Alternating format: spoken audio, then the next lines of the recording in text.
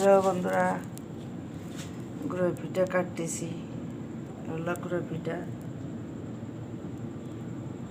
শীত চলে গেছে, এখন রস পাবো না। মিঠে দিয়ে রান্না করব, গুড় দিয়ে মিঠে দিয়ে রান্না করব। আমি কাটতেছি নিজের হাতে। এগুলো গুঁড়ো পিঠা, নারকেল, দুধ, কিশমিশ, বাদাম সবগুলো দিয়ে রান্না করব, শেয়ার করব। আগে এরকম করে করতে হয়, এরকম করে না করলে হয় না। এরকম করে করতে হয়, করে তারপরে হাত দিয়ে কাটতে হয়।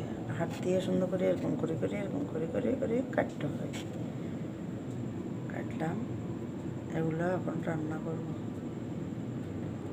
কে কী বলেন জানি না, আমরা বলি গুঁড়ো পিঠা। এগুলা দেশে কী বলে জানি না, আমাদের চিটাং বলে গুঁড়ো পিঠা। এগুলো কাটছি, রান্না করব। আমার পিঠা যদি ভালো লাগে, লাইক শেয়ার কমেন্ট করে দিবেন। আল্লাহ হাফেজ।